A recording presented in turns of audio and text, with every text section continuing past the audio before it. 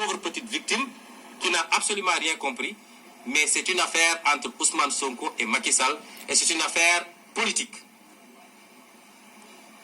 Eh bien, je dis non à la levée viciée, illégale, d'une immunité que nous confère la confiance et le suffrage des Sénégalais. Je réitère ce que j'avais dit. Si mon immunité est levée de manière régulière, ce qui n'est pas le cas, je répondrai la minute qui suit. Si ce n'est pas le cas, je ne répondrai pas parce que ce n'est pas logique avec moi-même. J'avais refusé de répondre à la section de recherche parce que j'avais cette immunité. Parce que la convocation n'était pas régulière. Et cela va se poursuivre tant que les choses n'auront pas été faites dans le respect strict des règles. Non à mon arrestation illégale et imminente programmée par Macky Sall en personne. Chers compatriotes, je vous l'avais dit lors de ma dernière sortie. Macky Sall n'en a que du droit et des procédures. Macky Sall, son problème, ce n'est pas le droit. Il dit, voilà ce que je veux, débrouillez-vous pour faire ce que je veux. Ne me parlez pas de constitution, ne me parlez pas de loi, ne me parlez pas de règlement, ce n'est pas mon problème. Quand il lance une sale entreprise de liquidation d'un adversaire politique, rien ne l'arrête si ce n'est le rapport de force politique et sociale. D'où ma décision, moi, Ousmane Sonko, ma décision d'invoquer mon droit constitutionnel, naturel et individuel à la résistance à l'oppression. Mon droit constitutionnel, je répète, mon droit constitutionnel, naturel, individuel à la résistance à l'oppression.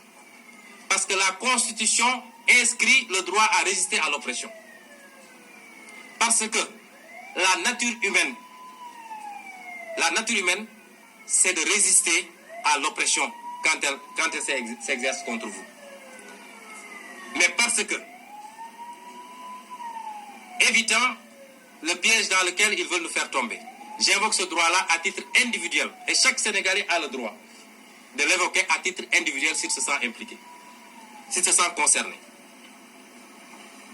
Cette résistance, ma résistance à moi, se manifeste par mon refus de reconnaissance de la légalité de la commission ad hoc et ses recommandations et de la résolution de la plénière illégitime de Benno Bokk Yakaar. La conséquence logique qui en découle, c'est que mon immunité parlementaire, quel que soit ce qui se passera demain dans leur machin, mon immunité parlementaire demeure intacte. Cette résistance se manifeste également par la récusation de Mamadou Seck. Et mes avocats ont déjà déposé hier la demande de récusation, la demande en récusation de M. Mamadou Seck, ce juge partial du 8e cabinet, non indépendant du procureur de la République et du gouvernement de Macky Sall. J'invite les Sénégalais par là même à prêter un œil attentif au doyen des juges d'instruction, Samba Sall, pour toute participation éventuelle au traitement de ce dossier. Car c'est connu de tous les coups foireux contre les opposants politiques aux citoyens au régime de Macky Sall passent par ce triangle des Bermudes judiciaires, Bassirou Gueye, Samba Sall, Mamadou Seck. Tous les coups foireux contre les opposants. Qu'ils soient un opposant politique, un opposant activiste, un opposant de la société civile, tous les coups foireux passent par ce triangle. Tout le monde le sait. Si Macky Sall veut me liquider, il devra pour une fois accepter de se salir les mains au lieu de se cacher lâchement derrière ces barbouzes de la justice. Parce que tout le monde connaît son habitude, il instrumentalise la justice et à chaque fois qu'il est interpellé, il dit que c'est un problème de la justice. Nous savons tous que c'est lui qui tire les ficelles. Et pour une fois, s'il veut me liquider, moi, parce qu'il doit comprendre qu'il n'a affaire ni à un peureux, ni à un poltron. S'il veut me liquider, il faudra pour une fois qu'il accepte de se salir les mains et lui-même. Mais je tiens à dire ici et maintenant que, en dehors de quelques petits soucis rhumatismaux bénins, je ne souffre d'aucune maladie cardiaque, pulmonaire, rénale ou autre diabète. Je suis en excellente santé par la grâce de Dieu.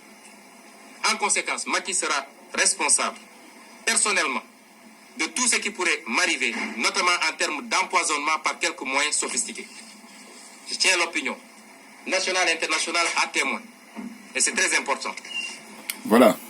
Bon, écoutez, là, merci beaucoup à ceux qui ont inventé Internet. Aujourd'hui, nous sommes donc le vendredi 26 février 2021.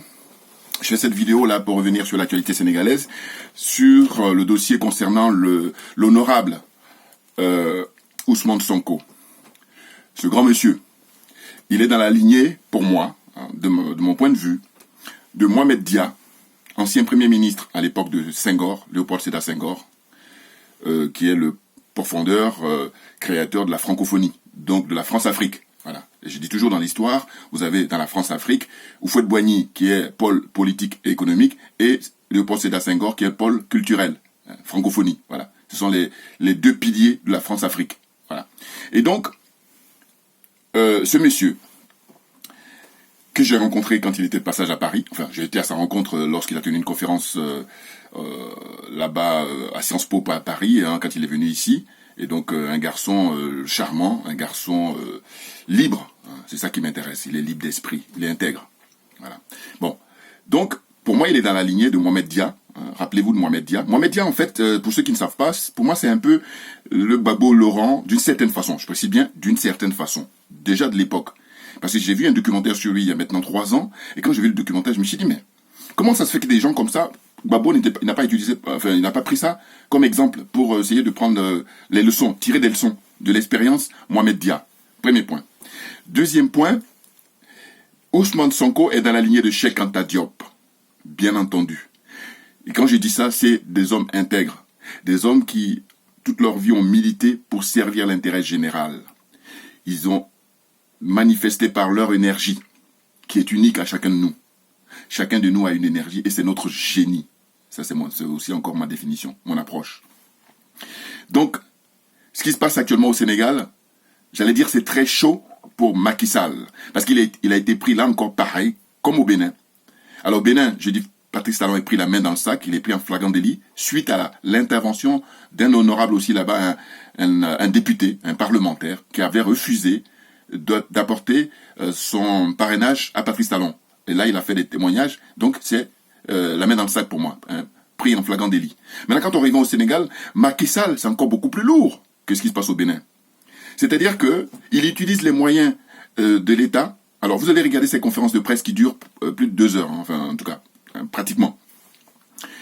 Il parle d'abord en français, et ensuite il parle en Wolof. Et moi, j'adore ça. C'est très, très bien. Ah oui, c'est très, très bien. Quand je dis ça, je pense au pays où on parle que le français. Voilà, en Côte d'Ivoire en l'occurrence. On veut être plus royaliste que les rois. Alors donc on est dans l'aliénation, voilà, le complexe, et puis la corruption. Voilà, c'est ce qui fait que on veut jouer plus français que les Français, n'importe quoi. Je vais rester concentré sur Ousmane Sonko, parce que ce monsieur est extraordinaire. Une conférence de presse où il apporte des informations très très riches. Et donc vous avez vu, moi j'ai pris toujours l'extrait qui m'importe. Ça ne veut pas dire que les autres... Tout est intéressant, mais seulement, il faut bien prendre une partie, après je fais mon commentaire comme je fais d'habitude. Donc j'ai pris cette partie-là. Pourquoi? Parce que pour moi, ce qui est important, avant tout, c'est la santé et la sécurité. La santé et la sécurité. Donc il met en garde Macky Sall et consorts, Macky Sall et compagnie, Macky Sall et son entourage, Macky Sall et son parrain. Son parrain, c'est la France. Parce que c'est la France qui est le sponsor numéro 1 de toute la France-Afrique. La France est le sponsor de M. Ouattara, M. Idriss Déby, M. Sassou Nguesso, M. Qui encore? Du Niger, là. Hein, voilà, même celui qui le remplace, là. Voilà. Bon, je ferai une vidéo prochainement, là, sur le Niger. Bon. Hein, donc la France est sponsor, parrain de tous ces gens-là. Et il explique quelque chose qui est terrible. On le savait déjà, mais là, il rentre dans les détails et c'est impressionnant. Macky Sall utilise donc, en fait, les moyens de l'État, hein. Il explique devant chez lui une camionnette qui était garée, et ses partisans sont allés pour vérifier parce que c'était très louche. Or, Macky Sall, les agents secrets de Macky Sall, les barbouzes, eh bien, ils étaient affectés là devant le logement, l'habitation de Ousmane Sonko, devant sa résidence, pour le surveiller et l'écouter. Donc ils ont pu faire là encore du flagrant délit. Il le dit, tout ça, il explique dans la conférence de presse. Et c'est la raison pour laquelle il dit que il est bien portant, il est en bonne santé. Voilà, il a 46 ans en 2021, donc il n'a pas de problème de santé particulier. Voilà, des petits trucs de rhumatisme qui est bénin, voilà, comme il le signale. C'est clair. Hein? D'ailleurs, j'allais dire, tout le monde voit bien. Il a la pêche et tout, il est, voilà. Donc, mise en garde à tous ces gens-là, ces sorciers, ces criminels, ce sont des criminels, dès lors que tu supprimes la vie humaine. Et d'ailleurs, qu'est-ce qu'ils font en Côte d'Ivoire? Ils empoisonnent les gens. Alors il faut aller les chercher, ces gens-là, le moment venu. Au nom de quoi vous supprimez la vie humaine? C'est ça le problème. Alors on me dira, oui, mais c'est vieux. Oui, mais sauf qu'aujourd'hui, on a l'heure d'Internet, on a l'heure des réseaux sociaux, ce qui fait que, mais on fait des choses. Bien entendu, parce que s'il n'y avait pas Internet, vous pensez bien que la conférence de presse de Ousmane Sonko, je l'aurais eu peut-être la semaine suivante ou un mois après. Bien entendu. Puisqu'il n'est pas, je crois, ça m'étonnerait qu'il soit diffusé à la télévision sénégalaise, par exemple.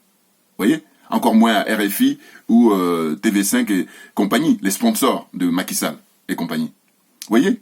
Donc, j'aime beaucoup cette partie-là parce que c'est la partie la plus importante au sens où, tant qu'il est vivant, eh ben, il pourra agir. Alors que si jamais il est empoisonné, si jamais quelque chose lui arrive, vous comprenez bien que on va perdre un grand homme. Mais je suis optimiste et nous sommes optimistes. Mais bien entendu, parce que je dis, l'heure de nous-mêmes a sonné et c'est Aimé Césaire, le grand monsieur qui l'a rappelé avant sa mort. L'heure de l'Afrique a sonné. Voilà.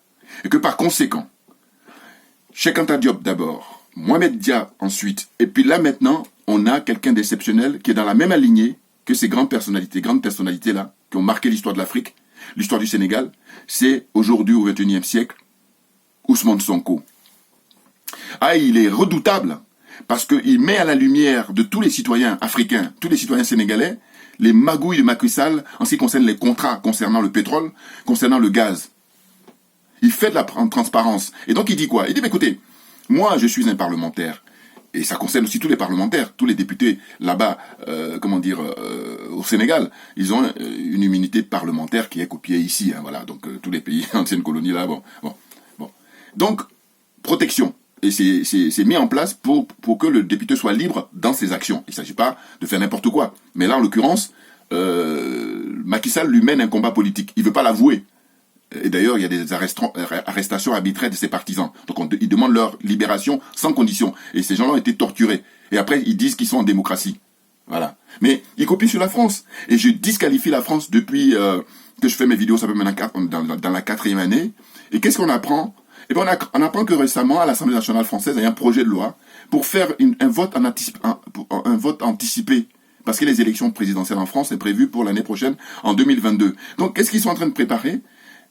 Comme ça, petit à petit, c'est soumettre un projet de loi pour un vote anticipé. Alors j'espère évidemment que ça passera pas. Mais quand je vois ça, je me dis, mais quand je dis que la France est disqualifiée depuis maintenant 4 ans, mais ils me donnent raison tous les jours.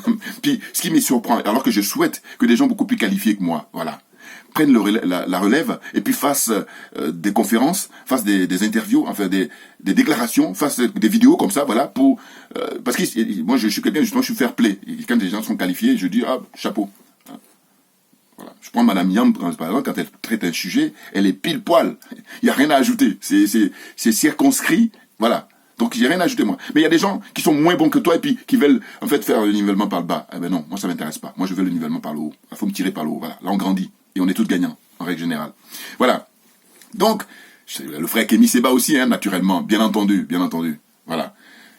Mais Sonko, c'est une chance formidable. Parce que Macky Sall, qu'est-ce qu'il a fait auparavant? Mais il a éliminé Karim Ouad, que moi je supporte pas. Karim Ouad, parce que je dis c'est le fils à papa, voilà, qui a fait n'importe quoi, et le père voulait installer d'ailleurs une dynastie. C'est ce que Macky Sall veut faire, parce que ils ont été à l'école de Abdoulaye Wade. C'est ça le problème. Donc Karim Ouad, pour moi, il est éliminé, terminé, voilà, parce que il a eu l'occasion d'occuper des postes, et puis il a passé son temps à jouer le fils à papa, donc à bouffer de l'argent, à aller partout à gauche, à droite, la belle vie, voilà. Non. Moi, là, il se trouve que le citoyen ordinaire, il a rien à manger, il a pas à s'éduquer, il a pas à se soigner, donc ces gens-là, ils dilapident l'argent, c'est criminel, voilà. Deuxième personnalité, c'est Khalifa Sall, qui est l'ancien maire de Dakar. Eh ben lui, je préfère le soutenir encore, parce que Macky Sall lui a reproché à l'époque pour des problèmes de fonds qui étaient réservés là-bas à la mairie de Dakar, et il dit qu'il aurait utilisé pour ses fonds personnels, c'est bien personnel pour son propre business. Alors que non, en réalité, moi quand j'ai fait des vidéos il y a longtemps, le peu que j'ai appris sur cette information-là, j'ai dit, mais il faudrait aller vérifier avant Khalifa Sall, les autres maires, comment ils faisaient avec ces fonds-là. Et bien entendu. Donc tout le monde maintenant aujourd'hui avec le recul sait très bien que Khalifa Sall a été écarté par Macky Sall parce que à l'époque Khalifa Sall, avant même Ousmane Sonko, c'était la personnalité politique la plus populaire. Les Dakarois en savent quelque chose. Voyez-vous, les Sénégalais en savent quelque chose. Donc là maintenant, il veut continuer dans cette lancée-là d'éliminer les adversaires politiques. Et bien là, ça marchera pas. Pourquoi? Mais parce que Ousmane Sonko, c'est le don de Dieu. Ah oui, c'est le don du ciel, j'allais dire. C'est le don des ancêtres. Parce que vous voyez bien que je cite, d'une part, Mohamed Dia, d'autre part, Cheikh Anta Diop. Alors, quand on regarde l'histoire africaine en général et l'histoire sénégalaise en particulier, c'est des monuments. Et d'ailleurs, Cheikh Anta Diop, lui, il explose, il dépasse le cadre du Sénégal, même le cadre de l'Afrique. C'est-à-dire de ses contemporains, c'est l'intellectuel le plus brillant. Il faut se souvenir quand ils étaient allés en conférence, comment on appelle ça, en Égypte. Voilà, conférence qui est tenue là-bas. Et on a réuni tous les intellectuels concernant l'égyptologie. Il les a tous, mais fait avaler leur chapeau. Voilà. Et les archives sont à l'UNESCO ici à Paris. Voilà, pour ceux qui sont les plus courageux pour aller fouiller les dossiers. Bon, enfin bref. On a la chance. Aussi pareil, chez Kanter, vous pouvez regarder sur Internet, vous avez des vidéos en permanence sur YouTube. Voilà, de lui, dans ses conférences, dans ses déclarations. Et puis il y a ses écrits aussi, surtout, j'allais dire. Parce que là, ça reste les écrits. Hein. Donc, Cheikh Anta Diop, là, les successeurs, c'est Ousmane Sonko. Voilà. Alors qu'il n'a pas évidemment la carrure de Cheikh Anta Diop, mais toujours est-il que aujourd'hui, au moment où nous vivons au XXIe siècle, en 2021, et puis pour 2024 surtout, parce que les élections au Sénégal c'est prévu pour 2024, c'est celui qui répond aux aspirations de la population sénégalaise, du peuple sénégalais et de la jeunesse en particulier, et de la diaspora sénégalaise à travers le monde, que ce soit ceux qui sont aux États-Unis, ceux qui sont au Canada, ceux qui sont au Japon, ceux qui sont en Chine, ceux qui sont en Europe. Voyez-vous, toute la diaspora sénégalaise, ils votent comme un seul homme pour Ousmane Sonko. C'est clair. Ça s'est vérifié en 2019 quand il a fait sa tournée. En Espagne, en France, là, ici à Paris, même ou à Saint-Denis. Les salles archi-combles. Et donc on en revient au fait que Macky Sall, ça y est, on l'a démasqué. Mais moi, rappelez-vous ma précédente vidéo, j'ai signalé ça. J'ai dit, mais non, mais c'est un complot. Et ce qui me plaît beaucoup, c'est que on se connaît pas personnellement, Ousmane Sonko. Je dirais que c'est pas ça que j'en fais comme préalable. Parce que j'ai dit, sans même qu'on se connaisse, eh ben on partage l'idéal. Voilà. Les mêmes idéaux, si vous voulez. C'est ça. L'intérêt général doit primer. Comme ça, tout le monde est gagnant. Et il n'y a pas d'histoire. Il y a des histoires parce qu'il y a des gens qui sont minoritaires, qui s'accaparent toute la richesse, et le peuple, il est en train d'agoniser, il est en train de comment on appelle ça, mourir dans la misère artificielle. C'est clair. Voyez-vous? Donc, ce monsieur, il est à l'aise pour expliquer les choses. Hein, cette déclaration est très très riche. Parce qu'il dit, non mais attendez, rien n'est respecté au niveau de la commission qui doit se tenir pour la levée de son immunité parlementaire. C'est pour ça qu'il refuse. Et c'est un droit constitutionnel. Au sens où il dit, moi je veux bien qu'on enlève mon immunité parlementaire. Mais encore faut-il que les dispositions de la Constitution soient respectées. Parce qu'on dit, cette commission-là, il faut qu'il y ait obligatoirement 11 élus dans les différents partis politiques là, qui siègent au Parlement, à l'Assemblée nationale du Sénégal. 11. Or là, il y en a 2 qui ont démissionné. Donc on est passé à 9. Eh bien, encore une fois, le règlement intérieur dit qu'il faut absolument qu'on les remplace en cas de démission, en cas d'empêchement pour des raisons X, Y. Or là, qu'est-ce qu'ils ont fait? Ils ont quand même tenu cette commission-là au mépris des recommandations ou des dispositions légales ou les dispositions du règlement intérieur de l'Assemblée nationale. Voyez-vous? Donc ces gens-là, ils sont sans foi ni loi. Ils sont cupides. Ils sont aliénés, ils sont complexés, ils sont corrompus. Bien entendu. Et ils agissent pour qui? Mais ils agissent pour l'Occident en général et la France en particulier.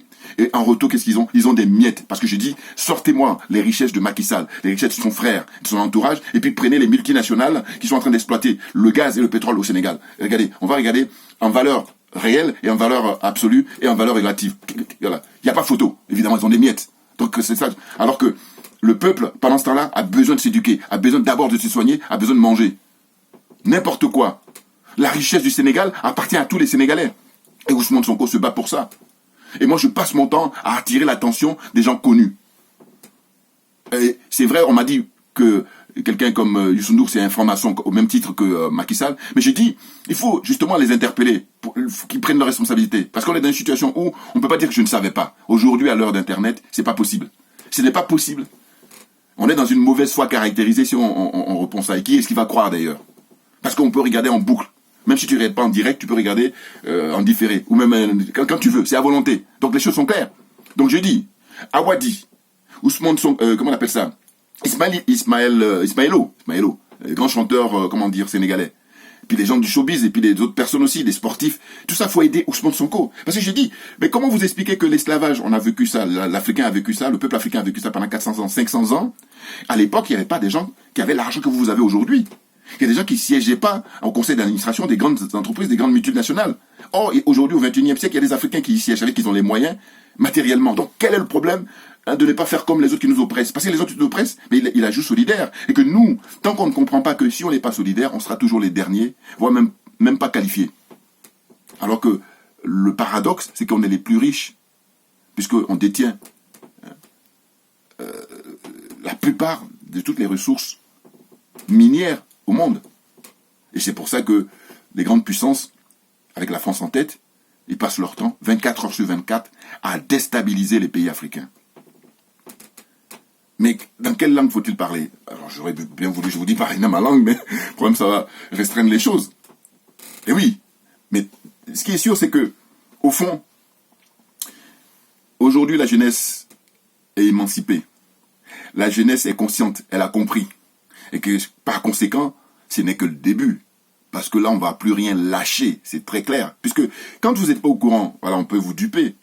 Mais là, on est au courant maintenant. Et je vous dis, réfléchissez bien, rappelez-vous. Moi, quand j'étais petit, on nous disait ça, ou quand j'étais beaucoup plus jeune, on disait que les rapports entre la France, ou en tout cas l'Afrique, et les pays occidentaux, ou les pays développés, ou les Blancs, c'était de dire que nous, en tant qu'Africains, on a la montre, mais on ne sait pas lire l'heure. Et eux, par contre, ils n'ont pas de montre, mais ils savent lire l'heure. C'est une image, mais qui démontre quoi? Qui démontre que on a les matières premières, mais on ne sait pas s'en servir. Et donc, eux, c'est eux qui viennent, qui disent, donne-moi ta montre, je vais te donner l'heure. Donc, ils viennent là, ils prennent nos matières premières. Et alors, j'enchaîne. Tous les frères qui ont fait de longues études, en économie, en droit, en agronomie, en médecine, en architecture, dans tous les domaines pratiquement, il n'y a aucun domaine où l'Africain n'est pas brillant aujourd'hui. Et d'ailleurs, on est les plus brillants. Pourquoi? Parce que je dis, de tous les peuples, je pense que si on fait des statistiques, on va se rendre compte que l'Africain est celui qui parle toutes les langues qui existent. Alors, il y a les avantages et les inconvénients. Parce que l'aliénation, justement, le fait d'avoir appris la culture, beaucoup plus la culture des autres que notre culture. Donc, l'enjeu aujourd'hui, c'est que la nouvelle génération qui va petit à petit prendre les choses en main, mais il est question de faire un changement de paradigme, mais radical. Parce qu'il faut enseigner d'abord notre histoire. Ah ben bien entendu, c'est une histoire de les racines. Un arbre qui n'a pas de racines, mais il ne tient pas. On est d'accord. Voilà. Et ça, c'est le minimum. Et c'est du bon sens. Voilà ce que j'avais à dire aujourd'hui pour cette vidéo. Et de dire que bravo à Ousmane Sonko et que Macky Sall, là pour une fois, ben, comme on dit en Côte d'Ivoire l'expression, il a... comment on appelle ça? En fait, bon, il a échoué. Voilà. Il y a une expression que là, je ne trouve de mémoire, mais il a échoué. Il a échoué. Complètement. Mais oui, il a été pris la main dans le sac, en flagrant délit, avec il instrumentalise tous les moyens de l'État, alors que ça devait servir pour protéger les citoyens sénégalais. Voilà. Des gens, des incompétents, des cupides, des corrompus, des aliénés. C'est tout. Allez, le peuple doit se lever maintenant pour faire partie Macky Sall. Et le plus tôt sera le mieux. Merci à vous pour votre attention et à très bientôt. On a la pêche, on lâchera rien. Merci bien.